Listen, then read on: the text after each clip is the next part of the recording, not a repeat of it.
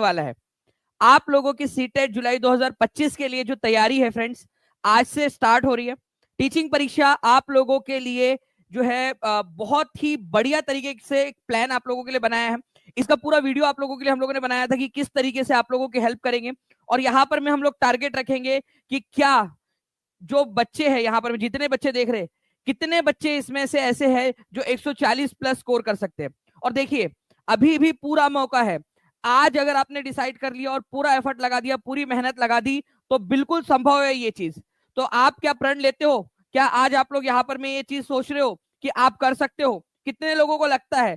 सबसे पहली चीज आपको डिसाइड करना पड़ेगा, अपने ऊपर में एक विश्वास करना पड़ेगा। अगर विश्वास करते हो कि हाँ कर सकते, अगर 0.01% भी अगर आपके ऊपर में, अपने ऊपर में विश्वास है कि हाँ यार थोड़ा बहुत कर लेंगे, तो क्या पता संभव हो जाए, हाथ ऊपर कर दो। मैं आपको बता रहा हूँ कि इसका जो 0.01% है ना, इसको जो है मैं आपको 100% करके दिखाने की कोशिश करता हूँ। ठीक है, आप लोगों के लिए जो है 100% के लिए पूरी जान लगा दूंगा आपको उसको बनाने के लिए। चलिए, now friends, you will never change your life until you change something you do daily. अगर आप अपनी लाइफ को चेंज करना चाहते हो तो डेली जो चीज करते हो ना, उसको चेंज करना पड़ेगा। एग्री करते हो इस बात से? The secret of your success is found in your daily routine. आप जो डेली रूटीन में जो जो करेंगे चीज, उसमें सक्सेस है। और जो मैंने आपसे कहा कि 140 का स्कोर, पार का स्कोर रखना है हम लोगों ने, वो इसीलिए क्योंकि डेली अब आपकी क्लास होंगी और डेली आप लोगों को चीजें सिखाई जाएंगी। नए पैटर्न के ऊपर में आधारित जो प्रश्न पूछे जाते हैं वो सारे के सारे आपको करवाने वाला हूं। मुझे उम्मीद है कि आप सभी लोगों ने इस सेशन को जहां भी शेयर कर सकते हो शेयर कर दिया होगा। ठीक है, जल्दी जल्दी से जहां भी शेयर कर सकते हो फ्रेंड शेयर कर दीजिए, ताकि इसी तरीके से पूरे मोटिवेशन के साथ में आप लोगों को पढ़ाया जा सके। जिन्होंने सेशन को लाइक कर दिया उन सभी लोगों का बहुत बहुत शुक्रिया। चलिए डायरेक्टली हम लोग जल्दी से हमारे सेशन की तरफ आगे बढ़ते हैं। एक बार जल्दी जल्दी से जिन्होंने भी लाइक कर दिया वो लोग सेशन को हाथ ऊपर कर देंगे एक बार। चलिए नाउ फ्रेंड्स, देखिए पहला क्वेश्चन, ये इस तरीके से आपसे स्टेटमेंट, मल्टी स्टेटमेंट क्वेश्चंस पूछे जाते हैं। ठीक है, एनसीईआरटी में से जो है वो कुछ पैराग्राफ्स उठाएंगे और उसी के आधार पर आप लोगों से कुछ क्वेश्चंस पूछेंगे। तो देखिए, मथुरा के बारे में नीचे दिए गए प्रश्नों कथनों पर विचार करना है आप लोगों ने। Mathura was important for travel, ठीक है, and trade connecting north to east and south to west. Mathura जो है वो उत्तर से पूरब और दक्षिण से पश्चिम में जोड़ने की दृष्टि से महत्वपूर्ण था। मथुरा एक सेंटर था आपका फाइन स्कल्पचर्स का, यहाँ पर में मूर्तियां बनाई जाती थी। ठीक है, अब आप लोगों को बताना है कि इनमें से कौन सा वाला सही है। ध्यान से देखिए फ्रेंड्स, मैं अगर आप लोगों को एक छोटी सी इमेज बना दूं ना, ठीक है, एक छोटी सी डायग्राम बना दूं, तो भी आप लोग इस क्वेश्चन को सॉल्व कर पाओगे। एग्जामिनर जो है वो भी चाहता था कि आप इसी तरीके के क्वेश्चंस को जो है वो सॉल्व करना सीखे, डील करना सीखे आप लोग। ध्यान से समझिए, क्या मथुरा जो है चाहे कितना भी इंपॉर्टेंट सेंटर हो, क्या वो नॉर्थ से ईस्ट को जोड़ेगा? नॉर्थ से ईस्ट को जोड़ेगा आप लोगों का। ठीक है, मथुरा यहां पर में, क्या ये आप लोगों का साउथ से वेस्ट को जोड़ेगा? साउथ से वेस्ट को जोड़ेगा? अरे तो भाई मथुरा है कहा, मथुरा तो बोलेगा कि भाई मेरे को तो लिए ही नहीं यहां पर में। ठीक है, इतिहास लिखने वालों ने भी क्या खूब, ठीक है, हमारे ही खून से लिखा और उस पर देखिए कि हम ही उससे जुदा हो गए। तो यहाँ पर मैं इतिहास लिखा हमारे ही खून से, ठीक है, और उसी से हम जुदा हो गए। तो यहाँ पर मैं मथुरा यही बोलेगा कि भाई मेरे बारे में बात हो रही है, मैं तो आया ही नहीं दोनों रास्तों के ऊपर में, है ना। तो आप लोगों का पहला वाला गलत है। होना क्या चाहिए था यहाँ पर में, आप देखिए नॉर्थ से साउथ को जो है ये जोड़ता है, नॉर्थ से साउथ को, नॉर्थ साउथ वाले रास्ते के ऊपर में मौजूद है। ये इंपॉर्टेंट पॉइंट था क्योंकि मथुरा इस पर्टिकुलर पॉइंट में तो आ ही नहीं रहा था। तो ए को जहां पर मैं सही बोला है उसको काट दो, ऑप्शन एलिमिनेशन, ठीक है, काट दो। ठीक है, मथुरा एक जो है फ्रेंड्स आपको बता दूं कि मध्यकालीन समय से, जस्ट मध्यकालीन समय जब शुरू होने वाला था उससे थोड़ा सा समय पहले से आपका मथुरा जो है एक इंपॉर्टेंट सेंटर था जहां पर में मूर्तियां बनाई जाती थी। ठीक है, मूर्तियां बनाने के लिए मथुरा बहुत ही फेमस, मथुरा और तक्षशिला बहुत ही फेमस सेंटर्स हुआ करते थे। ठीक है, तो बी जो है वो आप लोगों का सही है, ये याद रखना है आप लोगों ने। ठीक है, इंपॉर्टेंट पॉइंट एग्जाम के अंदर में पूछा जा सकता है आप लोगों का। जल्दी जल्दी से कितने लोगों का सही हुआ है आंसर, हाथ ऊपर कर देंगे, और जितने लोगों को समझ में आ गए वो लोग भी बता देंगे। ठीक है, अब मैं आपको बता दूं फ्रेंड्स कि मथुरा जो है ये कुषाण लोगों की दूसरी राजधानी थी। एक एक्स्ट्रा पॉइंट, एक्स्ट्रा मार्क्स, ठीक है, extra point for extra marks. ठीक है, जो कुषाण राजा थे, एक समय में कुषाण जो राजा हुआ करते थे, मैं आपको बता दूं ये इस इलाके के अंदर में शासन करते थे कुषाण राजा। ठीक है, उनकी राजधानी हुआ करती थी पुरुषपुर। ये यहाँ पर में जो पुरुषपुर है वो उनकी राजधानी हुआ करती थी, पुरुषपुर। ठीक है, पुरुषपुर, जिसको आज आप पेशावर कहते हो, पेशावर। ठीक है, आज आप पेशावर कहते हो। इनकी दूसरी राजधानी थी यहाँ पर में मथुरा। ठीक है, मथुरा, ठीक है, कुषाणों की दूसरी राजधानी, सेकंड कैपिटल हुआ करती थी, ये भी याद रखना है आप लोगों ने। ठीक है, नाउ फ्रेंड नेक्स्ट क्वेश्चन की तरफ में आगे बढ़ते हैं। अब देखिए नया क्वेश्चन आप लोगों का, न्यू इन्फॉर्मेशन, नए वाले चीजों के साथ में। देखिए वंदना बहादुर मैदा ने, ठीक है, अपने गांव में कौन सा महत्वपूर्ण मुकाम हासिल किया? अब ये पॉइंट मैं आपको बता रहा हूं, ये अब तक एग्जाम के अंदर में नहीं आया है, लेकिन अब पूछा जाएगा। मार्क माय वर्ड, ये आप लोगों को वो क्वेश्चन करा रहा हूं जो इस बार वाले सीटेट के अंदर में आने वाले हैं। ठीक है, ये करना है आपने। जिस बच्चे ने टीचिंग परीक्षा के साथ में ये सारे क्वेश्चन कर लिए वो आगे निकल जाएगा। ठीक है, जल्दी से बताइए कि वंदना बहादुर मेहता ने अपने गांव में कौन सा मुकाम हासिल किया था। तो उसने जो है फ्रेंड्स, वो पहली महिला बनी थी जो अपने गांव की सरपंच बनी, पहली महिला अपने गांव की सरपंच। इसके बारे में मैं आपको इन्फॉर्मेशन देता हूं, देखिए बहुत ही इंपॉर्टेंट है। ठीक है, इनके बारे में आप लोगों को जानना एनसीईआरटी के अंदर में दिया हुआ है, और हो सकता है आप लोगों से एग्जाम के अंदर में ये पॉइंट पूछ लिया जाए। ठीक है, तो वंदना बहादुर मेहता जो है अपने गांव की पहली सरपंच बनी थी। इंफॉर्मेशन देखिए आप लोग कि भील कम्युनिटी से बिलोंग करती है। देखिए हमारे भारत के अंदर में कई सारी जनजातियां हैं। ठीक है, तो भील कम्युनिटी मध्य प्रदेश के अंदर में बहुतायत मात्रा में पाई जाती है, बहुतायत संख्या के अंदर में। तो भील कम्युनिटी से बिलोंग करती है। मध्य प्रदेश के अंदर में एक गांव है, इस गांव का नाम क्या है? खान खांडवी। लिखेंगे सभी लोग, खान खांडवी, सभी लोग लिखिए कमेंट के अंदर में। जो है वंदना बहादुर मेहता जो अपने गांव की पहली महिला सरपंच बनी थी, मध्य प्रदेश के कौन से गांव से बिलोंग करती है? एक क्वेश्चन और बन गया आप लोगों का, खान खांडवी। वंदना बहादुर मेहता जो कि मध्य प्रदेश के खान खांडवी गांव से बिलोंग करती थी, पहली सरपंच, महिला सरपंच बनी। कौन सी कम्युनिटी से बिलोंग करती थी? भील कम्युनिटी से बिलोंग करती थी। ठीक है, वंदना बहादुर मेहता जो कि मध्य प्रदेश के खान खांडवी गांव से बिलोंग करती थी, भील जनजाति की थी। उन्होंने कौन सा मुकाम हासिल किया था? अपने गांव की पहली महिला सरपंच बनी थी। देखिए कितने सारे पॉइंट्स, कितने सारे क्वेश्चंस यही से बन सकते हैं आप लोगों के। ठीक है, आगे मैं आप लोगों को जो है फ्रेंड्स इसी तरीके से, ठीक है, क्वेश्चंस और क्या क्या बन सकते हैं इसके ऊपर में, ये न्यू इन्फॉर्मेशन है आप लोगों का इस बार इसी इन्फॉर्मेशन के ऊपर में जो अभी बताऊंगा ना मैं आप लोगों को इन सेशंस के अंदर में, वही से आपके क्वेश्चंस आने वाले हैं। ठीक है, और आप लोगों के इवन अब आगे में जो भी आप लोग सीटेट के बाद में मान लीजिए बीपीएससी टीआरई दे रहे हो, या फिर आप लोग सुपर टेट दे रहे हो, या फिर आप लोग DSSS भी दे रहे हो, इन्हीं में से अब क्वेश्चन आएंगे। तो जितने बच्चे, जो लोगों का सीटेट हो चुका है, वो भी इस सेशन को पूरा देखिए, क्योंकि आपके भी काम की चीज है ये। तो वंदना बहादुर मेहता जो है किस समुदाय से बिलोंग करती थी? तो आप लोग आंसर करेंगे एकदम स्पीड में, एकदम फास्ट आप लोगों का आंसर आ जाना चाहिए। ठीक है, कमेंट के अंदर में आग लगा दो इस पर्टिकुलर पॉइंट की, वंदना बहादुर मेहता किस समुदाय से बिलोंग करती थी। ठीक है, नाउ फ्रेंड्स, वंदना बहादुर मेहता के गांव का नाम क्या था? कौन से गांव से बिलोंग करती थी? ये भी आप लोग बता सकते हो, एकदम स्पीड में कमेंट में लिख दीजिए। ठीक है, ताकि आप लोगों की प्रैक्टिस होती रहे। ठीक है, तो खान खांडवी गांव से बिलोंग करती थी वंदना बहादुर मेहता। ये खान खांडवी गांव कौन से राज्य के अंदर में है? राज्य का नाम आप लोग लिख देंगे जल्दी से। नेक्स्ट क्वेश्चन की तरफ में आगे बढ़ते हैं हम लोग फ्रेंड्स। देखिए एक क्वेश्चन आप लोगों का बड़ा, ठीक है, और आपका ये एक्सप्लेनेशन टाइप का, स्टेटमेंट एक्सप्लेनेशन टाइप का क्वेश्चन है। अब आप देखिए ध्यान से। ठीक है, एनसीईआरटी में दिया हुआ है, मैं आप लोगों को पूरी की पूरी चीज बता देता हूँ। क्या हुआ था, पूरा प्रीफिक्स आप लोग समझिए पहले क्या है। हमारा भारत जब आजाद हुआ, ठीक है, तो बड़ी कॉम्प्लेक्स स्थिति थी। ठीक है, कई सारे राज्य रजवाड़ों वाले राज्य थे, कई सारे ब्रिटिश प्रिंसली प्रोविंसेस थे, मतलब ब्रिटिशर्स जिसके ऊपर में शासन करते थे, ऐसे राज्य भी हुआ करते थे। अब जो सीमाएं थी राज्यों की, वो बड़ी विचित्र सी थी। जैसे कि बॉम्बे प्रांत जो है वो इस तरीके से गुजरात हो जाए, और मराठवाड़ा, ये वाला पूरा जो इलाका था उसको मिलाकर बना था। मध्य प्रांत जो था अलग से था, इधर में महाराष्ट्र का भी बहुत बड़ा हिस्सा आता था, अलग सा एकदम। ठीक है, तो ये राज्यों का पुनर्गठन जो है फ्रेंड्स वो किया गया था बड़े लेवल के ऊपर में 1956 में, 1956 के अंदर में स्टेट रीऑर्गेनाइजेशन एक्ट आया था। इसके ऊपर में अगर आप चाहते हो कि मैं क्वेश्चन करवाऊं तो मुझे बताना कमेंट के अंदर में, मैं इस पर भी क्वेश्चन करा दूंगा आप लोगों को, फजल अली कमेटी के आधार पर। बड़े स्तर पे राज्यों का पुनर्गठन हुआ, लेकिन कुछ राज्य छोड़ दिए गए थे उस समय में, कि बोले अभी इनको टच नहीं करते, बाद में देखेंगे। तो 1960 में क्या हुआ? ठीक है, 1960 के अंदर में बॉम्बे और गुजरात को अलग किया गया। ठीक है, भाषा के आधार पर 1960 में किसको, कौन से दो राज्य थे जिनको अलग किया गया? बॉम्बे प्रांत, जिसको आज आप महाराष्ट्र बोलते हो, बॉम्बे प्रांत, ठीक है, डिवाइडेड हुआ। ठीक है, मराठी और गुजराती स्पीकिंग स्टेट के अंदर में। ओके, मराठी स्पीकिंग बन गया आपका महाराष्ट्र, और गुजराती स्पीकिंग बन गया गुजरात राज्य। कब हुआ था ये साल आप लोगों को याद रखना, इंपॉर्टेंट है, ये पूछा जाएगा।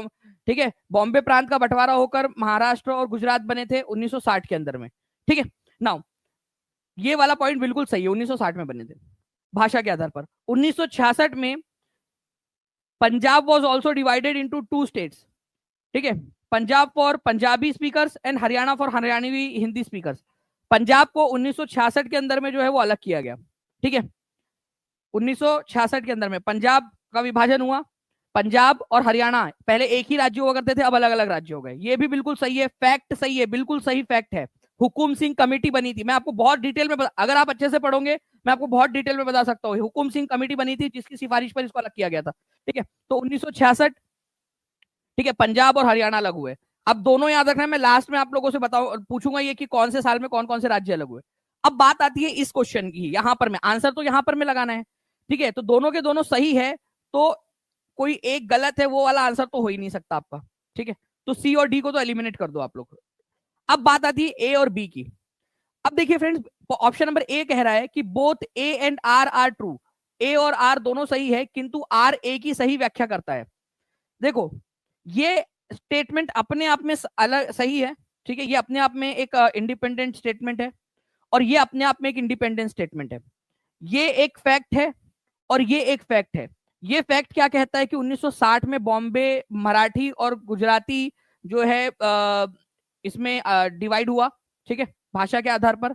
और ये कहता है 1966 के अंदर में पंजाबी और हरियाणवी हिंदी जो है उसके आधार पर अलग हुआ। क्या ये इसको एक्सप्लेन कर रहा है? क्या इसका किसी भी तरीके से लेना देना है इस वाले स्टेटमेंट के साथ में? आर का ए के साथ में कोई लेना देना है? आर जो है वो ए को किसी भी तरीके से एक्सप्लेन कर रहा है? नहीं। ठीक है, ये अलग स्टेटमेंट है और ये अलग स्टेटमेंट है। ठीक है, तो एग्जामिनर देखिए कितने हाई लेवल के ऊपर में जाके सोच रहा है, आपको भी सोचना है। 1960 में बॉम्बे और ठीक है, मराठी और गुजराती स्पीकिंग के लिए अलग अलग राज्य बने। 1966 के अंदर में पंजाबी और हरियाणवी राज्य स्पीकिंग लोगों के लिए अलग राज्य बने। दोनों इंडिपेंडेंट एग्जाम्पल्स है, बस कोई किसी को भी एक्सप्लेन नहीं कर रहा है इसके अंदर में। ठीक है, तो आंसर क्या हो जाएगा आप लोगों का? आंसर होगा, ठीक है, यहां पर में कि both A and R are true. बिल्कुल सही बात है। R does not explain A. R A को एक्सप्लेन नहीं कर रहा है, वो अलग बात कर रहा है, ये अलग बात कर रहा है। यहां पर में बॉम्बे की बात हो रही है, बॉम्बे को अलग किया गया, यहां पर में पंजाब को अलग किया गया। ठीक है, दोनों अलग अलग पॉइंट है। और अगर ऐसे क्वेश्चन करना चाहते हो तो हर एक बच्चा यहां पर में, जितने भी लोग देख रहे हैं सेशन को लाइक कर दीजिए, जहां भी शेयर कर सकते हैं। अगर एक एक बच्चे ने भी एक एक जगह पे शेयर कर दिया ना, ठीक है, यहां से मुझे स्टैटिस्टिक्स पीछे से दिख जाएगा। ठीक है, तो मैं आप लोगों के लिए पक्का इस तरह के बहुत सारे क्वेश्चंस करवा दूंगा। ये एनसीईआरटी में दिया हुआ है। ठीक है, आप लोगों के लिए करवा दूंगा इसको मैं पूरा का पूरा। ठीक है, चलिए, तो ये इसको याद रखिएगा प्लीज आप लोग। पूरी इन्फॉर्मेशन आप लोगों को जो है फ्रेंड्स मिल जाएंगी। टीचिंग परीक्षा के एप्लीकेशन पर जाइएगा, आप लोगों को पीडीएफ मिल जाती है टीचिंग परीक्षा के एप्लीकेशन के ऊपर में। आप लोग डाउनलोड कर लेना जिसने भी डाउनलोड नहीं किया है ना। नेक्स्ट क्वेश्चन की तरफ में आगे बढ़ते हैं हम लोग फ्रेंड्स। अब देखिए, यहां पर में एक और क्वेश्चन है, इंपॉर्टेंट वाला क्वेश्चन है, ध्यान से समझिए आप लोग। 1770 के दशक के अंदर में, ठीक है, बंगाल के अंदर में एक बहुत बड़ा फेमाइन आया था, बहुत बड़ा अकाल आया था। ठीक है, इस अकाल के अंदर में बंगाल की, ठीक है, वन थर्ड का मतलब होता है 33% के करीब जो पॉपुलेशन है, ठीक है, वो वाइप्ड आउट हो गई, खत्म हो गई। अब आप सोचिए कि कोई एक ऐसी चीज, ऐसा तो कोविड में भी नहीं हुआ कि 1/3 जनसंख्या खत्म हुई। ऐसा हुआ क्या कोविड के अंदर में भी? बहुत लोगों की डेथ हुई, लेकिन ऐसा नहीं हुआ कि पूरी की पूरी 1/3 जनसंख्या खत्म हो गई। यहां पर में तो भूखमरी से मरी है। ठीक है, आप सोचिए कि पूरी हड्डियां अंदर की तरफ में दब गई हो लोगों की, और खाना ना मिल रहा हो लोगों को। ठीक है, तो 1/3 जनसंख्या जो है वो खत्म हो गई।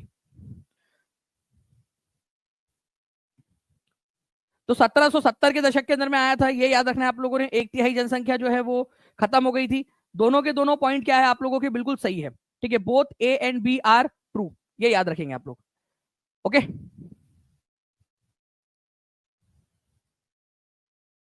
अच्छा, एक और चीज आप लोगों की, ठीक है,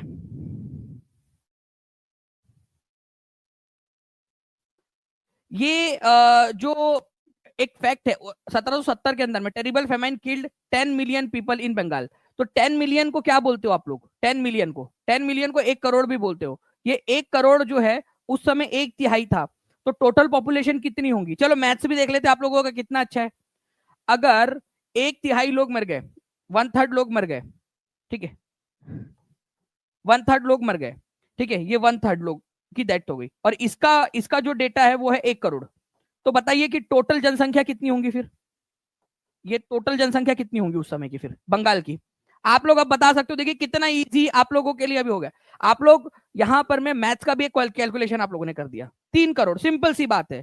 ठीक है, 3 करोड़ हो गया आप लोगों का, है ना। तो 1/3 जनसंख्या का खात्मा हो गया था। उन 1/3 का नंबर 1 करोड़ है, मतलब 10 मिलियन का मतलब ही 1 करोड़ होता है। ठीक है, तो टोटल जनसंख्या जो है 3 करोड़ रही होंगी। चलिए, बहुत बढ़िया। तो ये चीज हम लोगों ने देखी। अच्छा, यहां पर में जो है फ्रेंड्स, इस अकाल के कारण क्या थे ये भी आप लोगों से पूछा जा सकता है। ठीक है, देखिए 1765 में तुम्हारे चचा का लड़का था एक, उसका नाम था आपका रॉबर्ट क्लाइव। जो रॉबर्ट क्लाइव था उसने क्या किया फ्रेंड्स, जो है एक ऐसी नीति अपनाई जिसके तहत अगर मान लीजिए जो टैक्स इकट्ठा करना है तो टैक्स इकट्ठा करने का अधिकार किसके पास में होगा, ईस्ट इंडिया कंपनी के पास में। लेकिन जनता की देखभाल करने का काम जो होगा वो किसके पास में होगा, वहां की जो निजामत है, जो वहां का जो जो हुआ करता था, बंगाल का जो निजाम हुआ करता था उसके हाथ में रहेगा। ठीक है, तो ये सारी चीजें, ये डबल व्यवस्था हो गई कि टैक्स कोई और वसूल करेगा। मतलब आप लोग मान लीजिए टीचर बन गए तो आप काम आप करोगे, पैसा जो है किसी और के अकाउंट के अंदर में जाएगा। ठीक है, तो ये एडवर्स इफेक्ट जो आया था 1765 के बाद में, ठीक है, 1765 में जो वो नीति लेकर आया था डुअल, ठीक है, एडमिनिस्ट्रेशन की, डबल एडमिनिस्ट्रेशन की, रॉबर्ट क्लाइव, उसके वजह से ये असर दिखा और 1770 में इतना खतरनाक सा जो है वो फेमाइन आ गया 5 साल के अंदर अंदर में ही। एग्रीकल्चर पूरी तरह से खत्म हो गया था बिहार बंगाल के अंदर में। ठीक है, जो आर्टिसन था, जो कारीगर लोग थे, उनकी व्यवस्था पूरी खत्म हो गई। अब आप सोचिए, कारीगर लोगों के पास में काम नहीं बचा। ठीक है, एग्रीकल्चर खत्म हो चुका है, डिक्लाइन हो चुका है। ठीक है, अब आपको खाने के लिए अवेलेबल नहीं है। ठीक है, ईस्ट इंडिया कंपनी ने जो है फ्रेंड्स आप लोगों का जो है रेवेन्यू बढ़ाने के लिए क्या किया, ओके, रेवेन्यू जब जब उनको पैसा चाहिए था ईस्ट इंडिया कंपनी को, तो उन्होंने क्या किया फ्रेंड्स, उन्होंने जो है बहुत ज्यादा दबाव डाला किसानों के ऊपर में। वो क्या करे, ठीक है, कपास उगाए, चावल वगैरह ना उगाए, कपास उगाए। ठीक है, कपास के अलावा जो है उन लोगों से क्या बोला गया कि भाई आप रेशम के जो रेशमी कपड़े जो होते हैं वो आप बनाए, और वो भी उनसे बहुत सस्ते दाम में खरीद लेते थे। ठीक है, सस्ते दाम में खरीद लेते थे और उसको बाहर भेजते थे, देश के बाहर भेजते थे। इस वजह से भारत की जो है एग्रीकल्चर खत्म हो गया। ठीक है, क्योंकि अंग्रेजों ने भारतीय किसानों को और आर्टिसंस को जो है, जो वो काम करते थे उससे रोक दिया और अलग काम में लगा दिया। और धीरे धीरे धीरे धीरे जो परंपरा थी, हमारा जो ढांचा था वो ढह गया। ठीक है, इसके ऊपर में एक क्वेश्चन आया था, मैं आप लोगों को मैं आपको बताना चाहूंगा, आप लोग उस क्वेश्चन को देखिए। मैं चाहता हूं कि इस क्वेश्चन को आप लोग सॉल्व करें, हर एक बच्चा चैलेंज के रूप में लीजिए और इस क्वेश्चन को सॉल्व करिए। देखिए, एक अभिकथन ये है आप लोगों का कि 1765 के बाद में, ठीक है, 1765 के बाद में बंगाल की अर्थव्यवस्था में संकट से कारीगरों और किसानों का बुरा प्रभाव पड़ा।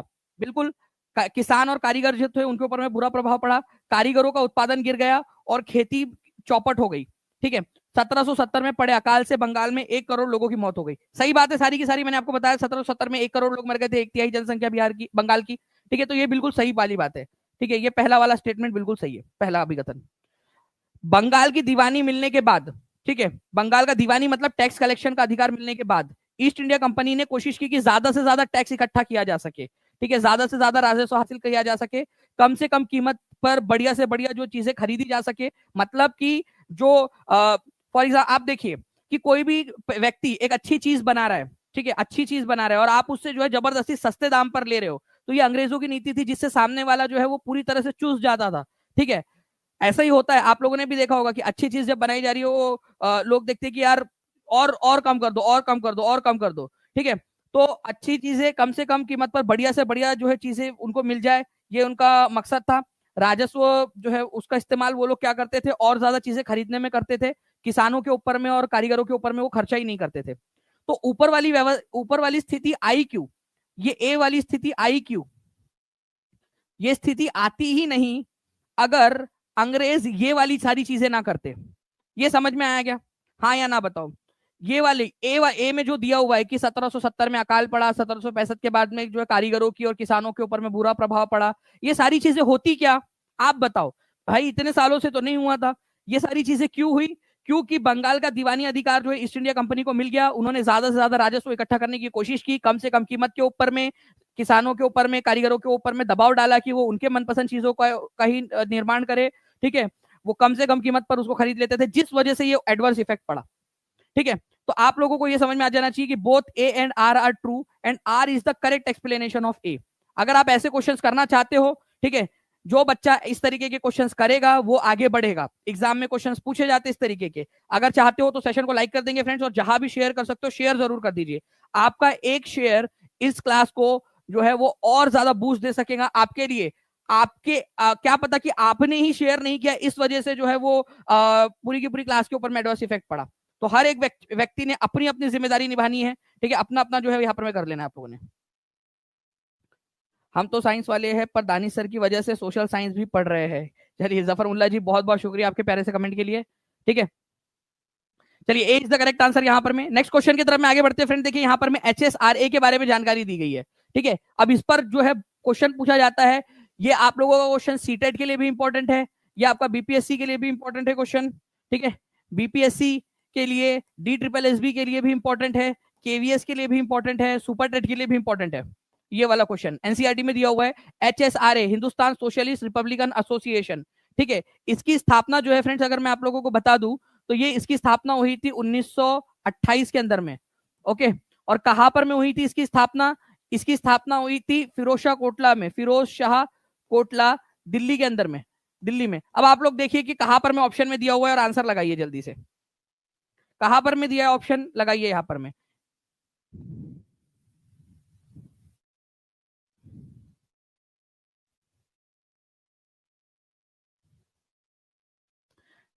अच्छा, आप लोगों से पूछा कौन सा वाला स्टेटमेंट सही नहीं है, नहीं वाला पूछा आपसे। तो आप लोगों का ये तो हो गया भाई कि फिरोज शाह कोटला दिल्ली में जो है इसकी स्थापना हुई थी, ठीक है, तो ये वाला सही है। भगत सिंह और उनके साथियों के द्वारा इसकी स्थापना की गई थी, ये भी बिल्कुल सही है, ठीक है। HSRA Hindustan socialist Republican association के लोगों ने ही साउंडर्स को मारा था, साउंडर्स की हत्या कर दी थी, ये भी बात बिल्कुल सही है, लाला लाजपत राय की मौत का बदला लेने के लिए। आप जानते हो लाला लाजपत राय के बारे में कितने लोगों ने सुना है? लाला लाजपत राय जब लाहौर में साइमन कमीशन का विरोध कर रहे थे ना, तो उनके ऊपर में लाठियां बरसाई गई थी और इतना मारा गया था कि बेचारों की मृत्यु हो गई बाद में। उस चीज का बदला लेने के लिए HSRA के जो सदस्य थे उन्होंने क्या किया था, जो अधिकारी था उस समय में पुलिस का, साउंडर्स, उसकी हत्या कर दी थी, ठीक है। तो ये भी बिल्कुल सही बात है। इसकी स्थापना अमृतसर में नहीं हुई थी, ठीक है। अब ये क्वेश्चन बहुत आसान है, या तो ये गलत होगा या तो ये गलत होगा, बाकी दो तो सही ही होंगे इस तरीके के क्वेश्चन के अंदर में। तो गलत ये है, ये क्वेश्चन बहुत ईजी था क्योंकि इसमें या तो ये सही होगा या तो ये सही होगा, दोनों एक साथ सही नहीं हो सकते थे, ठीक है। चलिए नाउ फ्रेंड नेक्स्ट क्वेश्चन की तरफ में आगे बढ़ते हैं हम लोग। यहाँ पर में हमारे आप लोगों को बताना है फ्रेंड्स कि exam which of the following is an example of public sector industry, ठीक है। पब्लिक सेक्टर इंडस्ट्री का एग्जांपल है, इनमें से कौन सा वाला? अमूल, मारुति उद्योग, हिंदुस्तान एरोनॉटिक्स लिमिटेड, रिलायंस। तो निम्नलिखित में से कौन सा सार्वजनिक क्षेत्र के उद्योग का एग्जांपल है? तो अगर मैं बात करूं आपसे पब्लिक सेक्टर उद्योग या पब्लिक सेक्टर इंडस्ट्री किसको कहा जाता है? देखिए हर वह चीज जो सरकारी होती है ना, उसको पब्लिक सेक्टर कहते हैं, सरकारी कंपनी को, ठीक है। तो पब्लिक सेक्टर, अगर हम लोग यहां पर में देखेंगे कि हिंदुस्तान एरोनॉटिक्स लिमिटेड ये सरकारी कंपनी है, अमूल एक कोऑपरेटिव कंपनी है, सहकारी कंपनी, सरकारी नहीं सहकारी, कोऑपरेटिव, कोऑपरेटिव, ठीक है, जिसका मतलब होता है कि सारे के सारे जितने भी उसके अंदर में काम करने वाले लोग हैं वो उसके मालिक है। अमूल इसका एग्जाम्पल है, ठीक है। मारुति उद्योग जो है ये ज्वाइंट सेक्टर है, ज्वाइंट सेक्टर का मतलब होता है जहां सरकार और प्राइवेट जो है लोग मिलकर काम करते हैं, ठीक है। मारुति उद्योग ज्वाइंट सेक्टर का एग्जांपल है। रिलायंस प्राइवेट का है, व्यक्तिगत, प्राइवेट प्राइवेट कंपनी है ना रिलायंस। हिंदुस्तान एरोनॉटिक्स लिमिटेड, ठीक है, सेल हो जाए आप लोगों का, ठीक है, steel authority of India limited, भेल हो जाए, ठीक है, भारत हैवी इलेक्ट्रिकल्स लिमिटेड, ये सारे के सारे क्या है, सरकारी कंपनी है। तो जो सरकारी कंपनी है, ठीक है, उसको पब्लिक सेक्टर इंडस्ट्री कहा जाता है, सार्वजनिक क्षेत्र के उद्योग। तो इसमें आपका हिंदुस्तान एरोनॉटिक्स लिमिटेड, जिसको शॉर्ट में HAL बोला जाता है, ठीक है, हेलीकॉप्टर्स और जो हमारे भारत के अंदर में लड़ाकू विमान है वो बनाने का काम करती है ये कंपनी, सरकारी कंपनी है, ठीक है। C is the correct answer, okay. तो आप लोगों के लिए जो है फ्रेंड्स एक बहुत ही प्यारा सा, ठीक है, यहाँ पर मैं अब हमने एक आप लोगों के लिए बनाया है इन्फोग्राफिक्स। अगर आप चाहते हो ये इन्फोग्राफिक्स आपको मिल गया है, तो ये इन्फोग्राफिक्स आप लोगों को कहां पर में मिलेगा? टीचिंग परीक्षा का जो टेलीग्राम ग्रुप है, सभी बच्चे जो लोग अभी तक नहीं जुड़े टीचिंग परीक्षा के टेलीग्राम ग्रुप में, टेलीग्राम के ऊपर में जुड़ जाना। ये इन्फोग्राफिक्स आप लोगों का हिंदी इंग्लिश दोनों में आप लोगों के लिए अवेलेबल करवा देंगे, ठीक है। तो क्लासिफिकेशन कैसा है? निजी क्षेत्र मतलब कि प्राइवेट क्षेत्र की जो कंपनियां हैं, ठीक है, एक व्यक्ति या व्यक्तियों के समूह के द्वारा चलाई जाती है, ठीक है। तो इसका एग्जांपल है रिलायंस, ठीक है। सार्वजनिक क्षेत्र मतलब सरकारी कंपनी, ठीक है, Hindustan aeronautics limited, steel authority of India. संयुक्त क्षेत्र का मतलब होता है जहां पर में राज्य मतलब सरकार और व्यक्तिगत प्राइवेट लोग मिलकर काम करते हैं, मारुति उद्योग लिमिटेड उसका एग्जांपल है। और सहकारी क्षेत्र या कोऑपरेटिव का मतलब होता है कि जितने लोग उसके अंदर में काम कर रहे हैं वो सारे के सारे लोग उसके मालिक है, ठीक है। अमूल इसका एग्जाम्पल हो जाता है, सुधा डेयरी बिहार के अंदर में उसका एग्जाम्पल हो जाता है, ठीक है। नंदिनी जो ब्रांड है, ठीक है, कर्नाटक में, वो इसका एग्जाम्पल हो जाता है। जो सहकारी क्षेत्र है मतलब लोग आए साथ में जुड़े, सभी लोग उसके मालिक है और सभी लोग जो है उसको आगे बढ़ा रहे हैं, ठीक है, कोऑपरेटिव क्षेत्र। जी आगे बढ़ते हैं हम लोग फ्रेंड्स। अब देखिए इस क्वेश्चन को very very very important mark करेंगे सभी के सभी लोग, बहुत ज्यादा इंपॉर्टेंट क्वेश्चन है। बताइए इस पर्टिकुलर क्वेश्चन का आंसर क्या होने वाला है। मास्टर कैडर की एसएसटी की बैच भी स्टार्ट करेंगे कवलदीप जी, बहुत जल्दी स्टार्ट होंगी। ठीक है, बहुत सारे बच्चों की रिक्वेस्ट आ रही है। ठीक है, अलग अलग राज्यों से, अलग अलग प्रांतों से जो है कि सर हमारे लिए भी हमारे राज्यों का भी स्टार्ट कर दीजिए। ठीक है, क्योंकि टीचिंग परीक्षा इज नाउ ट्रस्ट। ठीक है, एक ट्रस्ट है टीचिंग परीक्षा। ठीक है,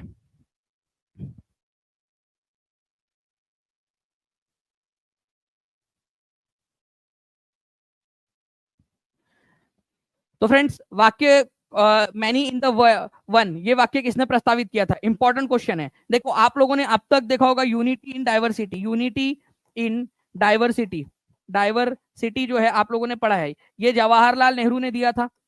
अब देखिए यहां पर मैं आपसे बोला है मैनी इन द वन। ठीक है, मैनी इन द वन, ये नारा किसने दिया था? ठीक है, रविंद्रनाथ टैगोर ने, महात्मा गांधी ने, श्री अरबिंदो ने, स्वामी विवेकानंद जी ने, किसने दिया था? तो आप लोगों की जो न्यू एनसीईआरटी उसके अंदर में देखिए फ्रेंड्स, यहाँ पर मैं इसको एक अलग तरीके से यहाँ पर मैं प्रस्तुत किया गया है। ठीक है, यूनिटी इन डाइवर्सिटी या फिर मैनी इन द वन, इनके बीच में कंपेरिजन किया गया है।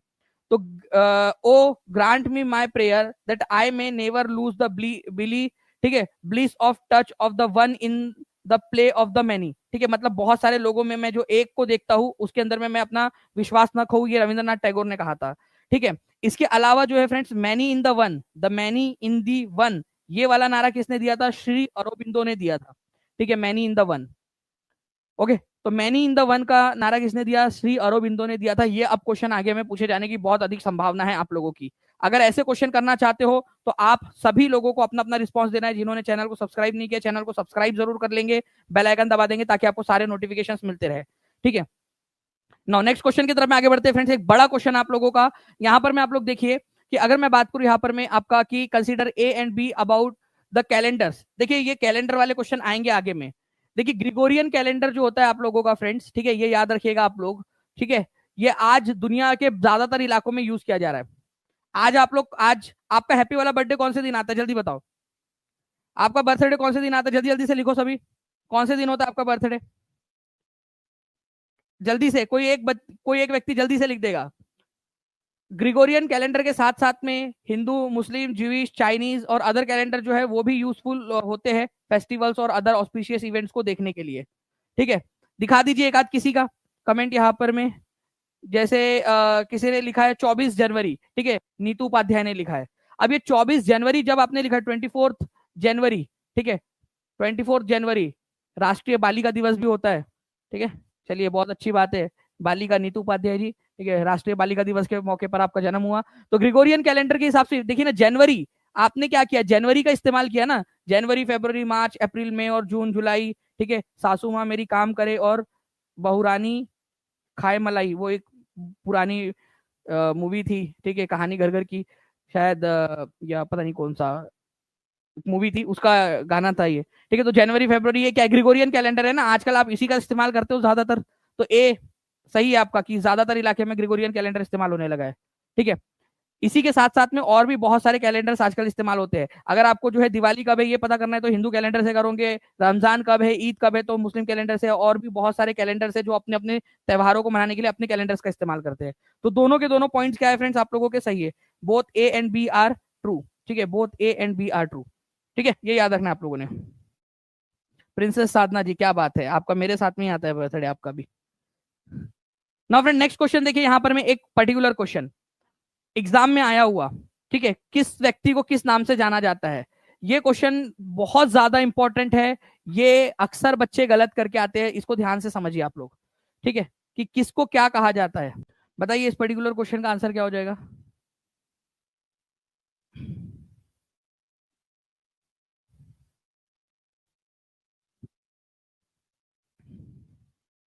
जी, तो देखिए ग्रहपति, श्रेणी, अधिमाई, अरिकामेडु।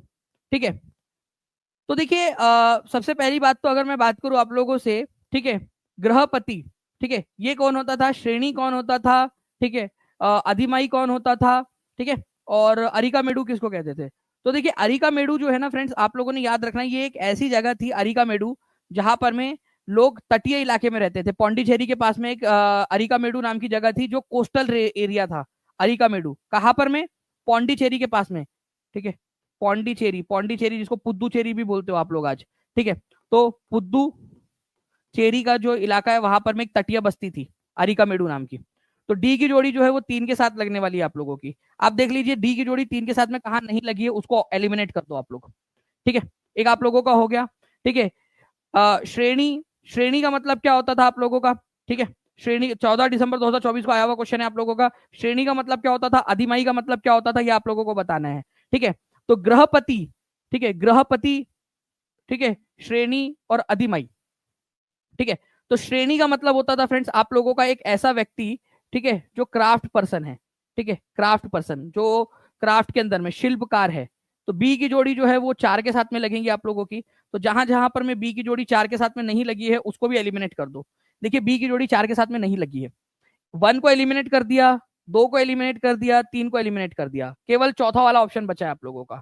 ठीक है, ग्रहपति का मतलब होता था फ्रेंड्स एक ऐसा किसान जो स्वतंत्र रूप से अपने खेती पे किसानी करता है। ठीक है, और अधिमाई एक ऐसा किसान होता था जो भूमिहीन मजदूर है, दूसरे के खेत में खेती कर रहा है, भूमिहीन मजदूर। तो आप लोगों को एक एक करके मैं टीम से रिक्वेस्ट करूंगा कि ये बहुत ही इंपॉर्टेंट वाला क्वेश्चन है, इसको 2-3 क्वेश्चन के बाद में फिर से डाला जाए। कितने लोग चाहते हैं कि 2-3 क्वेश्चन के बाद में इसको फिर से वापस से हम लोग करें एक बार? ठीक है, कितने लोग चाहते हैं जल्दी से बता दीजिए आप लोग। ओके, 60 विच 50 नंबर सीधे मिले हैं गुरुजी टीचिंग परीक्षा से, क्या बात है कवलदीप जी, बहुत बढ़िया। ठीक है, तो इसी तरीके से जो है आप लोगों ने करना है फ्रेंड्स, आप लोगों का पूरा जो मैंने आप लोगों को इंपॉर्टेंट वाले बात बताई कि ग्रहपति का मतलब क्या होता था, स्वतंत्र किसान, इंडिपेंडेंट फार्मर्स जो खुद की खेती पर किसानी करते थे। श्रेणी का मतलब होता था क्राफ्ट पर्सन जो शिल्पकारी करते थे। अधिमाई का मतलब होता था ऐसे लोग जिनके पास में खुद की जमीन नहीं होती थी। और अरिका मेड्यू नाम की एक जगह थी पौंडीचेरी के अंदर में, ठीक है, जो कोस्टल इलाका था, तटीय तटवर्ती इलाका था अरिका मेड्यू नाम से। ठीक है, तो उसके अपने अपने लोग, अपनी अपनी इनकी जो है सबका महत्व है। आप देख सकते हो कि आपको पढ़ाया वो क्वेश्चन आए आप लोगों के। ठीक है, उझावर क्या होता था, कड़ाई सियार या अधिमाई क्या होते थे, ये सारी की सारी देखिए लैंडलेस लेबर जो होता था उनको कड़ाई सियार या अधिमाई कहते थे। आपका एग्जाम में आया हुआ क्वेश्चन है। ठीक है, आप लोग देख सकते हो। ठीक है, तमिल रीजन के अंदर में क्या कहा जाता था, इसके अलावा जो है आप लोगों का नॉर्थ इंडिया के रीजन के अंदर में क्या कहा जाता था, सारी की सारी चीजें पढ़ाई हुई आई आप लोगों की। और ये सब कुछ आपको मिलेगा, आप देख सकते हो जो टीचिंग परीक्षा ने पढ़ाया था वही आया था, आगे में भी ऐसे ही होने वाला है। अगर आप चाहते हो कि इसी तरीके से आप लोगों की जो है प्रिपरेशन हो, आगे में आप लोगों को 60 में से 60 का अगर एक बार लक्ष्य रख सकते हो, अभी समय है।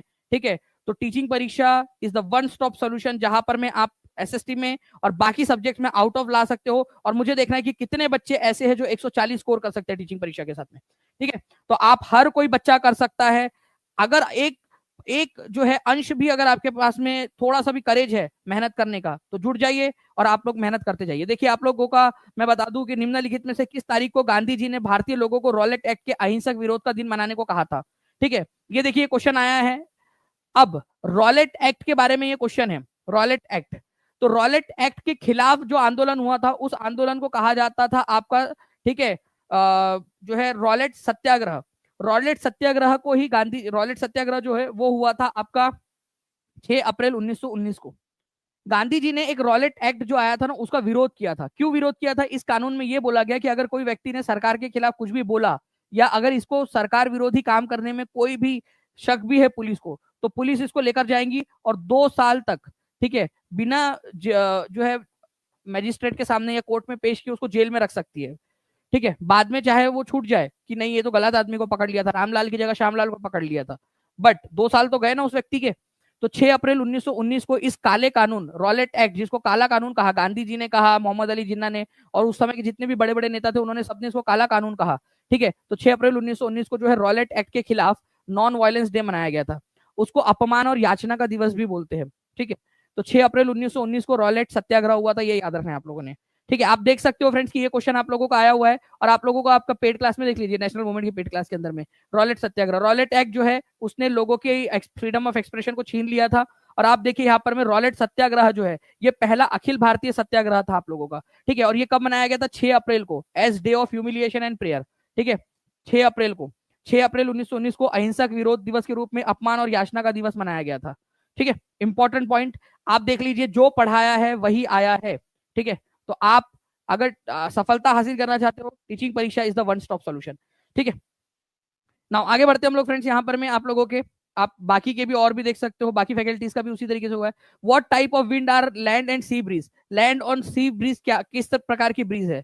ठीक है, तो देखिए लैंड एंड सी ब्रीज क्या होती है, यहाँ पर मैं आपको बताया था कि कुछ परमानेंट विंड होती है आप लोगों की और कुछ होती है लोकल विंड। लोकल विंड जो होती है आप लोगों की, ठीक है, वो क्या होता है कि कुछ खास इलाकों में ही चलती है बस, ठीक है। समुद्र का, यहाँ पर मैं मान लीजिए समुद्र का इलाका है, तो दिन में जो है ये हवाएं इधर साइड आ जाएंगी, रात जो दिन में हवाएं जो है समुद्र की तरफ में जाएंगी और रात में जो है हवाएं जमीन की तरफ में आ जाएंगी। तो ये हवा का फ्लो इधर से उधर, उधर से इधर डेली बेसिस पे चलता है लोकल लेवल पे, क्योंकि वो कहां पर में होगा, केवल और केवल समुद्री इलाकों के बीच में। तो लैंड एंड सी ब्रीज जो था, ठीक है, लैंड एंड सी ब्रीज आपको बताया था कि लोकल विंड का एग्जांपल है, ठीक है। इवन जो चिनूक है, ये देखिए आपको लैंड एंड सी ब्रीज को हमने यहाँ पर मैं हाईलाइट भी किया था, बोला भी था कि इंपॉर्टेंट है, ये पूछा जाएगा एग्जाम के अंदर में। देखिए डायरेक्टली जो बताया था वही आया है एग्जाम के अंदर। चिनूक अगले बार पूछा जा सकता है क्या है। ओके, तो लैंड एंड सी ब्रीज, स्थल और समुद्री समीर, कि एक बार समुद्र से स्थल की तरफ में हवा का प्रवाह होगा और एक बार उसी दिन, ठीक है, जमीन की तरफ से समुद्र की तरफ में हवा का प्रवाह होगा। इसको क्या बोला जाता है, इसको लोकल विंड, स्थानीय पवन की कैटेगरी में रखा गया है, स्थानीय पवन की कैटेगरी के अंदर में। अगर आपको पढ़ना है सारा का सारा, ठीक है, इसको हम लोग पूरा कवर भी करेंगे फ्रेंड्स, ऐप के अंदर में भी कवर करेंगे और वाईटी के ऊपर में भी, तो जुड़े रहिए आप सभी के सभी। साथ ही साथ आपको बता दूं कि 100% मनी बैक ऑफर चल रहा है आप लोगों का, ठीक है, नेक्स्ट जो है 3 दिन के लिए। अगर आप टीचिंग परीक्षा के कोर्स के साथ में जुड़ना चाहते हो तो 100% आपका जो है, अगर आपको कोर्स पसंद नहीं आता है तो आप जो है पैसे अपने वापस ले सकते हो। 7 दिन का आपको समय दिया जाएगा टेस्ट करने के लिए, क्योंकि हमें भरोसा है, जो है कॉन्फिडेंस है कि यार उस लेवल का बना हुआ है और डायरेक्ट आप देख सकते हो कि जो पढ़ाया है, ठीक है, जो हाईलाइट किया है उसमें से क्वेश्चन, जो चीजों को हाईलाइट किया है, ठीक है। तो बात आप सब,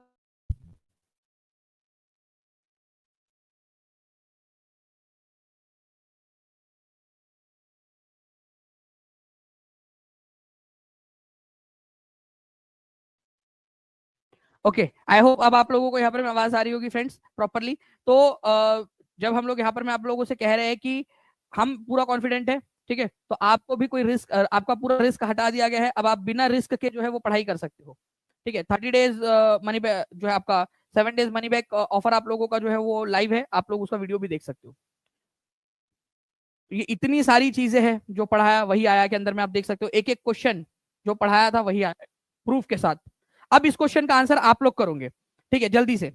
400 से ज्यादा लाइक आप लोगों ने कर दिए फ्रेंड्स, एक बार शेयर भी मार दीजिए, जहां भी शेयर कर सकते हो, टेलीग्राम, फेसबुक, व्हाट्सएप, इंस्टाग्राम, जल्दी जल्दी से। देखिए फ्रेंड्स, मैंने अभी आपको क्या बताया कि ग्रहपति का मतलब क्या होता था, आप लोग बताइए, कोशिश तो करो, एक ही जोड़ी किसके साथ लगेंगी, कोशिश करो, कोशिश करने वालों की हार नहीं होती, ठीक है। ग्रहपति जो है फ्रेंड्स, उसको कहा जाता था जिसके पास में खेती है और वो स्वतंत्र रूप से अपनी किसानी वाली भूमि के अंदर में खेती कर रहा है, उसको ग्रहपति कहते थे, ठीक है। श्रेणी किसको कहा जाता था, श्रेणी उस व्यक्ति को कहते थे जो शिल्पकार होता था, जो आर्टिसन, ठीक है, क्राफ्ट पर्सन, जो नई नई चीजें बना रहा है, मूर्तियां बना रहा है, अलग अलग चीजें बना रहा है, क्राफ्ट पर्सन, शिल्पकार, ठीक है। उसके बाद में अगर मैं बात करूं आप लोगों से, अधिमाई, अधिमाई का मतलब ऐसा होता था कि वह व्यक्ति जिसके पास में खेती वाली भूमि नहीं है, वो दूसरे की भूमि में मजदूरी कर रहा है, ठीक है, भूमिहीन मजदूर। तो ग्रहपति मतलब खुद की जमीन पर खेती करने वाला व्यक्ति, और अधिमाई मतलब दूसरों की भूमि पर मजदूरी करने वाला व्यक्ति। तो ग्रहपति और अधिमाई जल्दी जल्दी से लिख देंगे आप लोग, ताकि याद हो जाए आप लोगों को हमेशा हमेशा के लिए, ठीक है। अरिकामेडु नाम की एक जगह थी, ठीक है, अरिकामेडु नाम की एक जगह जो पौंडीचेरी में थी, और ये तटवर्ती इलाका था।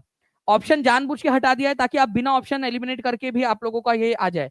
ऐसे ही अगर प्रैक्टिस चाहते हो तो कमेंट करके जरूर बताइएगा, आप लोगों के लिए और ज्यादा से ज्यादा इसी तरीके से करते रहेंगे।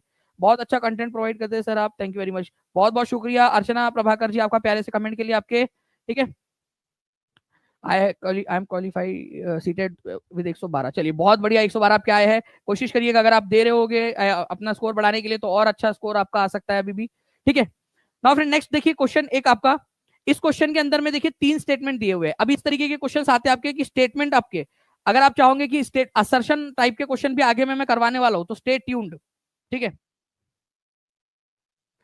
This layer is almost free from cloud, stratosphere, ठीक है, समताप मंडल। अब देखिए बात क्या हो रही है ना, ये हमारी अगर मान लीजिए पृथ्वी है, तो हमारी पृथ्वी को 5 लेयर्स के अंदर में बांटा गया है। कितनी लेयर्स में बांटा गया है, पहला क्वेश्चन तो यही बन गया, ठीक है। 5 लेयर्स के अंदर में जो पहली वाली लेयर है फर्स्ट नंबर की, उसको कहा जाता है ट्रोपोस्फियर, ट्रोपो, शोभ मंडल, ट्रोपोस्फियर। सेकेंड नंबर की जो लेयर है उसको कहा जाता है आप लोगों का स्ट्रेटोस्फियर, समताप मंडल, स्ट्रेटो, ठीक है। थर्ड नंबर की जो लेयर है उसको कहा जाता है मेसोस्फियर। चौथे नंबर की जो लेयर है उसको कहा जाता है आपका थर्मोस्फियर, ठीक है, तापमंडल। ठीक है, और जो पांचवें नंबर की लेयर है आपकी, ठीक है, फिफ्थ नंबर की लेयर जो सबसे लास्ट वाली है, ठीक है, उसको कहा जाता है आप लोगों का एग्जोस्फियर, ठीक है, बाह्य वायुमंडल। तो बात यहां पर में किसकी हो रही है? बात हो रही है यहां पर में आप लोगों के इस वाले रीजन की, ठीक है, सेकंड वाली लेयर की बात हो रही है। तो सेकंड वाली लेयर के अंदर में क्लाउड नहीं होते, बिल्कुल सही बात है, हवा वहां पर में जो है आप लोगों को बादल नहीं मिलेंगे। इसी वजह से ये लेयर जो है वो एरोप्लेन उड़ाने के लिए बहुत अच्छी मानी जाती है, क्योंकि बादल नहीं होते वहां पर में। तो एरोप्लेन उड़ाने के लिए सबसे आइडियल लेयर कौन सी मानी जाती है? वायुयान उड़ाने के लिए स्ट्रेटोस्फियर मानी जाती है, क्लाउड नहीं होते वहां पर में ज्यादा। ठीक है, it contains a layer of ozone, ozone gas की परत इसी में पाई जाती है, ये याद रखना है आप लोगों ने, ओजोन, ठीक है, जो हमारे को सूरज की हानिकारक किरणों से बचाती है। तो ओजोन लेयर कहां पर में पाई जाती है? ओजोन लेयर जो है स्ट्रेटोस्फियर के अंदर में पाई जाती है, ये याद रखना है आप लोगों ने। अच्छा, it extends up to height of 50 kilometre, तो ये इसकी जो ऊंचाई है, ये 50 किलोमीटर तक की ऊंचाई तक ये फैला हुआ है, ये बोल रहा है आप लोगों का। तो ये भी आप लोगों का क्या है फ्रेंड्स? ठीक है, बिल्कुल सही है कि इसकी जो ऊंचाई है वो 50 किलोमीटर तक है। आप बताइए जल्दी से, ये तीसरे वाले स्टेटमेंट के अंदर में आप लोग जल्दी जल्दी से अपना अपना योगदान देते जाएंगे, तीसरे वाले स्टेटमेंट के अंदर में जल्दी। पहले दो मैंने आपको बता दिया, ऑप्शन भी आप एलिमिनेट कर सकते थे।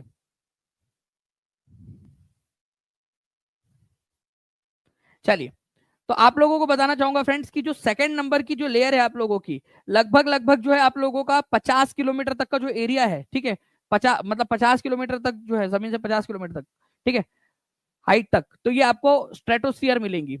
तो आंसर जो है 1, 2 एंड 3 ये सही है, तो आंसर हो जाएगा आपको ऑप्शन नंबर डी, कि तीनों के तीनों पॉइंट सही है। ऐसे ही आपको सारे के सारे लेयर्स अगर पढ़ने हैं तो मुझे कमेंट के अंदर में बता देना, मैं आपको सारे लेयर्स पढ़ा दूंगा।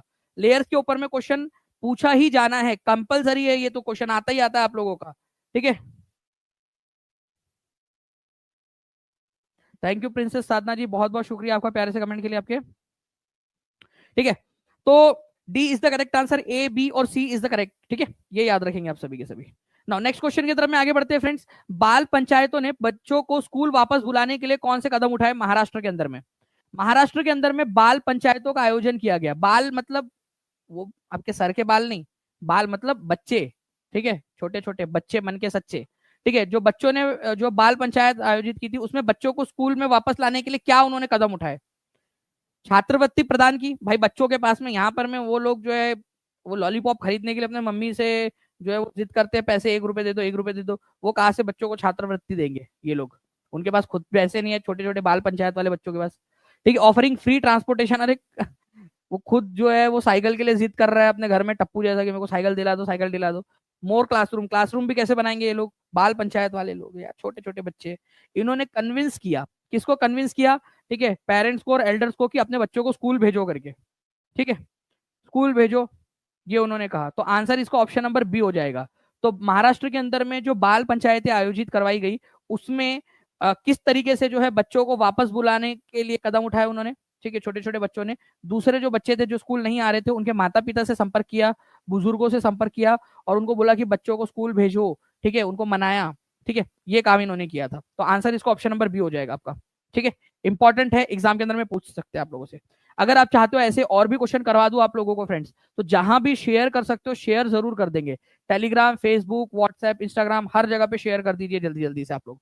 ठीक है, नाउ नेक्स्ट क्वेश्चन की तरफ में आगे बढ़ने से पहले मैं आपको बता दूं, ये एनसीईआरटी में है, इसी वजह से बता रहा हूं आपको। उदाहरण के लिए दिया हुआ है, महाराष्ट्र के अंदर में बाल पंचायतों ने, ठीक है, बाल श्रम और बाल विवाह को समाप्त करने पर काम किया, कि बाल विवाह और जो श्रम है उसको खत्म किया जा सके। इसके अलावा, ठीक है, उन्होंने अन्य वयस्कों को और माता पिता को बच्चों को पुनः विद्यालय भेजने के लिए भी प्रेरित किया।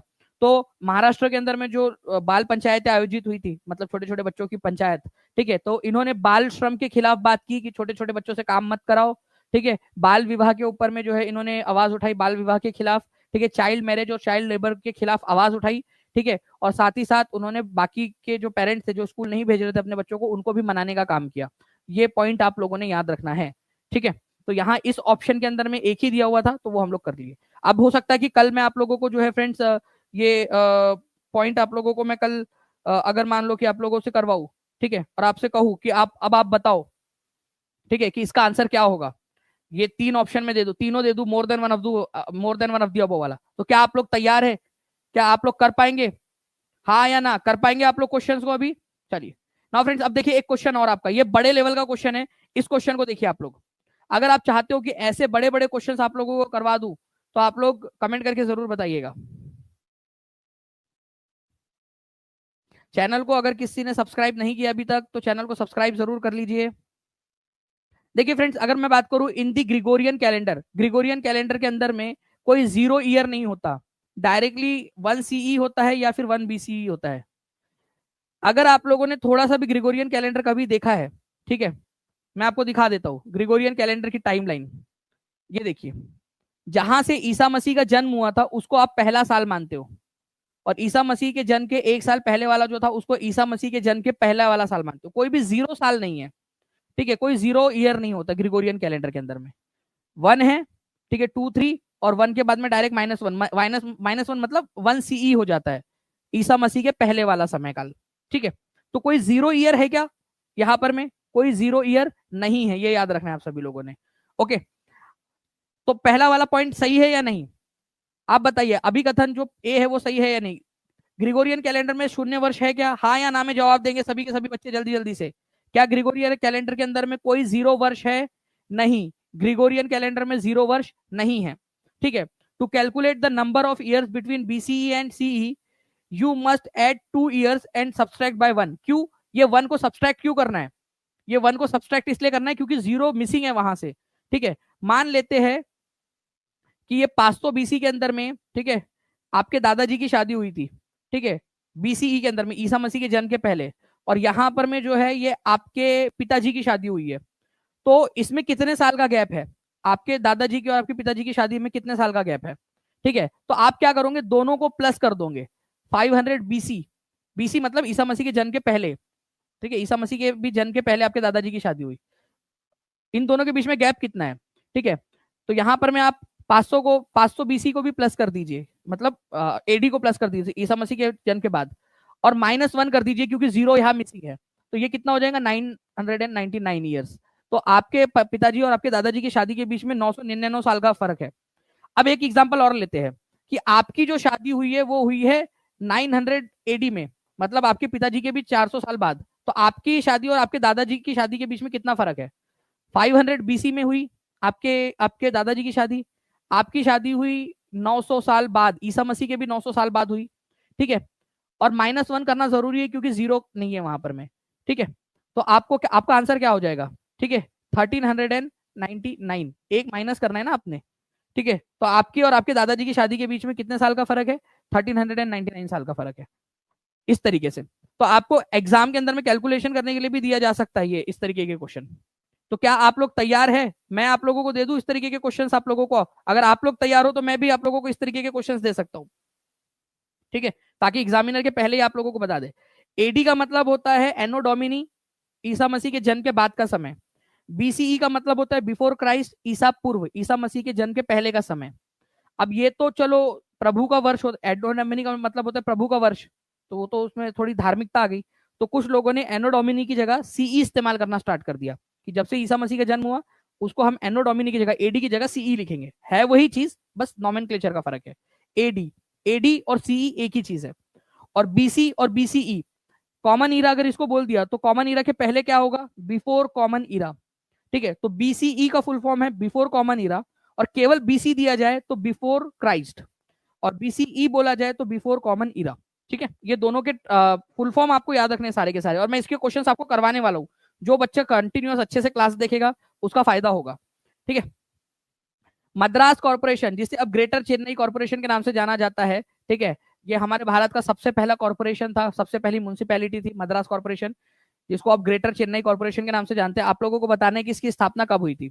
एनसीईआरटी में दिया हुआ है। अब ये क्वेश्चन पूछेंगे आप लोगों से, बताइए जल्दी जल्दी से, कमेंट में आंसर करते जाइए आप सभी। हाँ, अब यहाँ पर मैं आप देखिए फ्रेंड्स कि इसका आंसर क्या होगा। ये आंसर तो लगाया ही नहीं हमने इसका। ठीक है, यू मस्ट सब्सट्रैक्ट 1। तो both A and R are true and R is the correct explanation of A। ठीक है, R is the correct explanation of A। ठीक है, तो आप देखिए यहां पर में कि ग्रिगोरियन कैलेंडर में शून्य वर्ष नहीं होता है और 1 CE और 1 BC जो है के बाद मतलब डायरेक्टली आता है। ओके, आर जो है वो ए को एक्सप्लेन कर रहा है, ठीक है, या ए जो है वो आर को एक्सप्लेन कर रहा है? आप बताओ मुझे, इस क्वेश्चन को ध्यान से समझना आप लोग। अगर आपको, ठीक है, बीसीई और सीई की डेट के बीच में अगर आपको करना है, ठीक है, कैलकुलेट, तो आपको क्या करना पड़ेगा? -1 करना पड़ेगा। क्यों करना पड़ेगा -1? उसका कारण ए में दिया हुआ है। क्यों? क्योंकि 0 वर्ष नहीं होता। मेरी बात ध्यान से सुनो आप लोग, ये क्वेश्चन बहुत इंपॉर्टेंट है। अगर आपको बोल रहा है कि अगर आपका कोई ईसा मसीह के जन्म के पहले की कोई तारीख है, आपके दादाजी की शादी की डेट और आपके पिताजी की शादी की डेट जो कि ईसा मसीह के जन्म के बाद हुई थी, उनके बीच का समय काल निकालना है तो आपको -1 करना पड़ेगा। बट -1 करना क्यों पड़ेगा? क्यों -1 करे? उसका कारण आपको ए में दिया है, क्योंकि भाई वहां 0 नहीं है अवेलेबल। तो आर का कारण जो है, आर का कारण ए है, ना कि ए का कारण आर है। ये कितने लोगों को समझा? बस इतनी चीज मुझे बता दो, कितने लोगों को समझा? आर का कारण ए नहीं है, ए जो है वो आर को एक्सप्लेन करता है, ठीक है। यहां क्या बोला है कि ए और आर दोनों सही है और आर जो है वो ए की व्याख्या करता है। आर ए का सही व्याख्या करता है या सही स्पष्टीकरण है? भाई आर ए का सही स्पष्टीकरण नहीं है, ए जो है वो आर का सही स्पष्टीकरण है। और एग्जामिनर ऐसे क्वेश्चंस बनाता है, ये याद रखिए आप लोग। अगर ऐसे क्वेश्चंस करना चाहते हो ना, इस तरीके वाले एकदम स्ट्रेटेजिक वाले क्वेश्चन, ठीक है, तो मैं आप लोगों को करवा सकता हूँ। टीचिंग परीक्षा चैनल जितने जितने बच्चे देख रहे हैं, हर एक बच्चा एक एक बार वापस से शेयर कर देगा सेशन को। मैं आपसे प्रॉमिस करता हूँ जिस दिन 1000 बच्चा यहाँ पर लाइव बैठा रहेगा, ठीक है, मैं आप लोगों को इस तरीके के क्वेश्चन से जो है पूरा नहला दूंगा आपको, ठीक है, पूरा का पूरा। और आप लोगों को कोई फिर पीछे नहीं छोड़ सकता। फिर एग्जामिनर को बोलिए कि कितना टफ क्वेश्चन बना सकता है, बना ले, ठीक है। तो आंसर क्या होगा इसका? बी होगा कि both A and R are true but R is not the correct explanation of A, ठीक है, R is not the correct explanation of A. हाँ, अगर ये बोलता कि A is the correct explanation of R तो सही हो जाता, बट आर ए का एक्सप्लेनेशन नहीं है। ये चीज समझी क्या? ये चीज समझी क्या? जितने भी लोगों को समझी हाथ ऊपर कर देंगे एक बार, ठीक है। और मैं आपको ये क्वेश्चन कभी ना कभी रिपीट करवा के दूंगा भी, तो आप लोगों ने बार बार जो है इसको एक बार कोशिश करनी है आपने, ठीक है। अगर आप चाहो तो एक बार कमेंट के अंदर में लिख कर, ठीक है, पूरा का पूरा इस सेशन के बाद में कमेंट बॉक्स में जाना इस सेशन के, और वहां पर मैं एक्सप्लेन करने की कोशिश करना कि क्यों बी 2 आंसर है, ताकि समझ सके कि आपकी आपकी अंडरस्टैंडिंग क्या है। केवल 18 लाइक्स दूर है हम लोग 500 लाइक से, तो जल्दी जल्दी से सेशन को लाइक एंड शेयर भी करते रहेंगे आप सभी के सभी।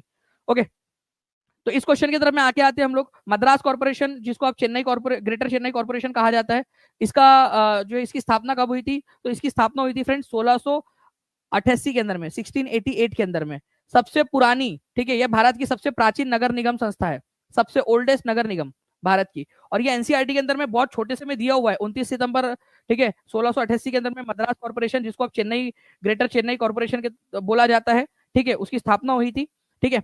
और सेंट जॉर्ज जो है फोर्ट था, सेंट जॉर्ज फोर्ट जो अंग्रेजों ने बनाया था, वहां पर में किला बनाया था, उसके आसपास के 16 किलोमीटर का जो क्षेत्र था वो इस नगर निगम के अंदर में आता था।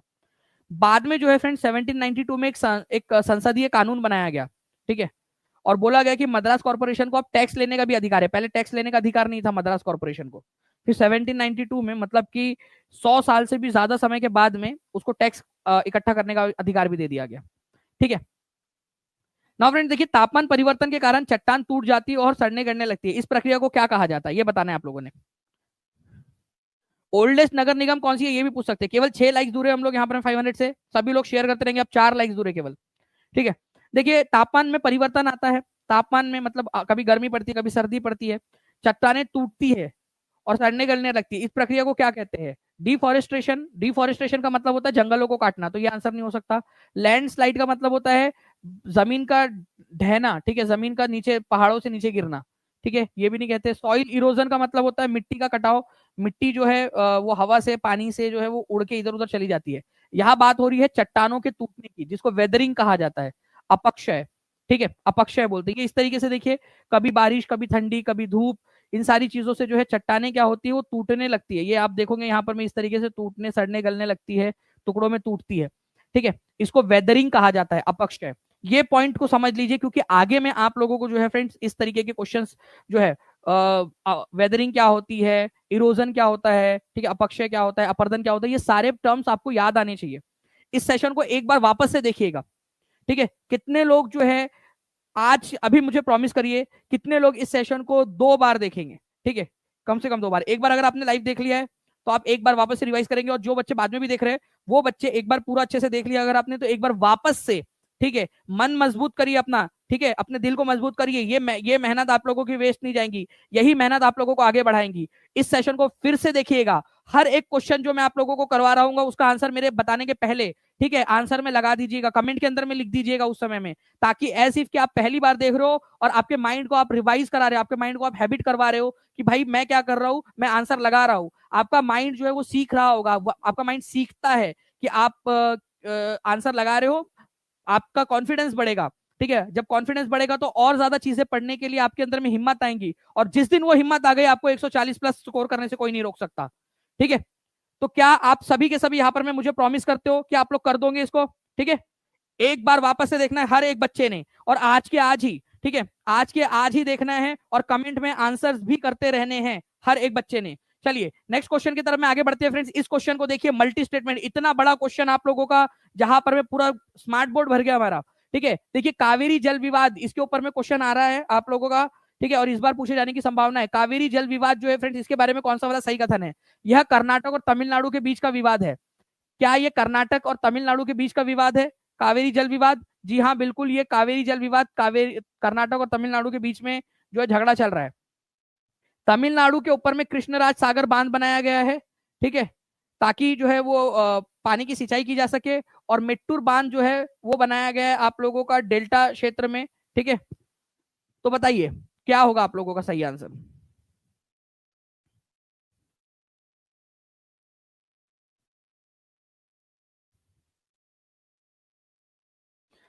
अब देखिए फ्रेंड्स, यहां पर मैं, अगर आप लोग थोड़ा सा भी ध्यान दोगे इस पर्टिकुलर क्वेश्चन के अंदर में, थोड़ा सा भी अगर आप लोग देखोगे, तो 2 बांध यहां पर मैं आप लोगों को दिए गए। एक दिया है कृष्णराज सागर डैम, ठीक है, और एक बांध जो आप लोगों को दिया गया है वो है आप लोगों का मेट्टूर डैम। ठीक है, मेट्टूर डैम। इस ऑप्शन को एलिमिनेट कर सकते थे आप कि कृष्णराज सागर डैम जो है आप लोगों का वो कहां पर में बना हुआ है। ठीक है, कृष्णराज सागर डैम, ठीक है, ये तमिलनाडु में नहीं है, ये कर्नाटक के अंदर में है, कर्नाटका में, कर्नाटक वाले साइड के अंदर में, तमिलनाडु के अंदर में नहीं है। ठीक है, मैं मैप के थ्रू भी दिखा देता हूं आप लोगों को। ये देखिए आप लोग, ये देखिए इधर से, ये कावेरी नदी, कृष्णराज सागर डैम कर्नाटक वाले साइड में है, और मेट्टूर डैम कहां पर में, ये डेल्टा वाला जो इलाका है यहाँ पर में तमिलनाडु के अंदर में यहाँ पर में है। ठीक है, ये आसपास वाले क्षेत्रों में सिंचाई के लिए इसका इस्तेमाल किया जाता है मेट्टूर डैम का। ठीक है, तो कृष्णराज सागर डैम जो है फ्रेंड्स आपका कर्नाटक में है, तमिलनाडु के अंदर में नहीं है। तो इस ऑप्शन को एलिमिनेट करो, ऑप्शन नंबर 2 को। चलिए देखते हैं किन ऑप्शन को एलिमिनेट किया जा सकता है। मैंने ऑप्शन नंबर ए को एलिमिनेट कर दिया, कितने लोगों ने और कर दिया एलिमिनेट? मेरे साथ साथ में बताते जाएंगे आप सभी के सभी। ये देखिए ऑप्शन नंबर 2 था, एलिमिनेट हो गया। ऑप्शन नंबर 2 था, एलिमिनेट हो गया। ऑप्शन नंबर 2 यहां दिया हुआ था, एलिमिनेट हो गया। आप लोगों का डायरेक्टली आंसर आ गया फ्रेंड्स 1 एंड 3। ठीक है, ओके, मेट्टूर बांध तमिलनाडु के अंदर में है, और तमिलनाडु का जो डेल्टा वाला क्षेत्र है वहां पर में जो फसलें उगाई जाती है उनको पानी प्रोवाइड किया जाता है। कितने लोग इस तरह के क्वेश्चंस करने के लिए तैयार है? ठीक है, केवल अच्छा, यहाँ पर मैं बता दूं कितने लोगों ने सही आंसर किया है। केवल 28% लोगों ने सही आंसर किया है, 28% लोगों ने, 28% लोगों ने। कॉम्पिटिशन देखिए आप लोग, ऐसे क्वेश्चंस करना जरूरी है आपके लिए। केवल 28% लोगों ने सही आंसर लगाया है अभी भी। ठीक है, क्या अगले बार सही आंसर लगाओगे? जो अभी आप लोग, अभी आप जब रिवाइज करोगे जितने भी बच्चे हैं, उसमें कमेंट में लिखना कि ये आंसर गलत हुआ था लाइव क्लास में, लेकिन बाद में मैंने सही किया, या नेक्स्ट टाइम जो रिवीजन आपने की उसमें सही आंसर किया। अपने आप को समझाना है, अपने आप माइंड को ट्रेन करना है आप सभी लोगों ने। और मुझे पूरी उम्मीद है कि ये जो बच्चे हैं, ठीक है, आप लोग जो हो वो कर सकते हो इस चीज को। आपके अंदर में पोटेंशियल है। क्या आज एक एक एक 0.01% अगर आपके अंदर में जो है फ्रेंड्स यहाँ पर में कॉन्फिडेंस है कि आप 140 हो सकता है शायद आप लेकर आ जाओ, वो कर दीजिए। मैं आपको बता रहा हूं, मैं आप पूरी जान लगा दूंगा, प्रॉमिस करता हूं आपसे कि आपको 140 के ऊपर में जिंदगी भर के लिए एक एसेट बन जाएगा आप लोगों का। आप हमेशा सबको बता सकते हो कि भाई इतना स्कोर आपने किया था। एक बार जो है पूरी टीम के मोटिवेशन के लिए हर एक बच्चा जहां जहां शेयर कर सकता है शेयर कर देगा। टेलीग्राम, फेसबुक, व्हाट्सएप, इंस्टाग्राम, हर एक जगह पे आप लोग शेयर कर दीजिए जल्दी से। और मैं एक क्वेश्चन आप लोगों को दे रहा हूँ, उसके आंसर भी आप लोग मेरे को कमेंट के अंदर में जो है बताओगे कि इस पर्टिकुलर क्वेश्चन का आंसर आप क्या है करके। ठीक है, आप एक एक पॉइंट को वहां पर में लगाओगे। आज ही पढ़ाया है, ठीक है, आज ही पढ़ाया है, और एग्जाम का क्वेश्चन है। ठीक है, और ताजा ताजा मतलब लास्ट, जस्ट लास्ट जो एग्जाम हुई है उसी का क्वेश्चन है आपका। ठीक है, मैं आप लोगों से रिक्वेस्ट करूंगा कि इस पर्टिकुलर क्वेश्चन का आंसर आप लोग मुझे एक ही जोड़ी किसके साथ लगेंगी, बी की किसके साथ, सी की किसके साथ, डी की किसके साथ, कमेंट करके बताओगे आप लोग। अभी जैसे ही लेक्चर खत्म होगा मैं अगले 10 मिनट तक आप लोगों के जो है फ्रेंड्स कमेंट भी देखूंगा, ताकि देख सके कि कितने बच्चे इसका आंसर सही से कर पा रहे हैं। ठीक है, चलिए एक क्वेश्चन और डाल देते हैं यहाँ पर। मैं इस क्वेश्चन का भी आंसर कर दीजिएगा आप सभी के सभी। ठीक है, ये क्वेश्चन आपको आई होप दिख रहा होगा। ठीक है, मद्रास कॉर्पोरेशन, जिसे अब ग्रेटर चेन्नई कॉर्पोरेशन कहा जाता है, इसकी स्थापना कब हुई थी? ओके, और ये क्वेश्चन आपका DSSB के अंदर में भी आ सकता है, KVS के अंदर में भी आ सकता है, BPSC में भी आ सकता है। ठीक है, और ये मद्रास वाला तो आप लोगों का फ्रेंड TRE सारे एग्जाम्स के अंदर में पूछे जाने की संभावना है। ओके, और जितने भी बच्चे हैं जो लोग टीचिंग परीक्षा के साथ में जुड़ना चाहते हैं, मैं आपको बता दूं 100% मनी बैक ऑफर आपका चल रहा है अभी। अगर आपको कोर्स पसंद नहीं आया, आपका पूरा पैसा वापस हो जाएगा। तो आज के आज ही जाइए टीचिंग परीक्षा के कोर्स के ऊपर में। ठीक है, ऐप के ऊपर में आप लोग वहां पर में कर सकते हो। कैसे आपका मनी बैक ऑफर आपको अटेंड करना है उसके ऊपर में भी हमने वीडियो बनाया हुआ है। बाकी बहुत आसान है। ठीक है, आप लोग जो है अगर कोई चीज समझ में नहीं आ रही है तो 7611101101 या 96978844 इस नंबर पे कॉल या फिर व्हाट्सएप भी कर सकते हो। ठीक है, तो चलिए मिलकर जो है आप लोगों के 140 के तरफ में आगे बढ़ते हैं। हर एक बच्चा जाने से पहले एक एक बार शेयर जरूर कर देगा, ऐसी मैं उम्मीद करता हूँ। ठीक है, चैनल को सब्सक्राइब कर लिया होगा आपने। ठीक है, और साथ ही साथ जो है फ्रेंड्स कमेंट करके भी बताइएगा कि क्या आप लोग चाहते हो कि ऐसे ही और भी बहुत सारे धमाकेदार सेशंस आप लोगों के लिए लिए जाए। ओके, चलो, thank you very much, take care and bye, God bless you all.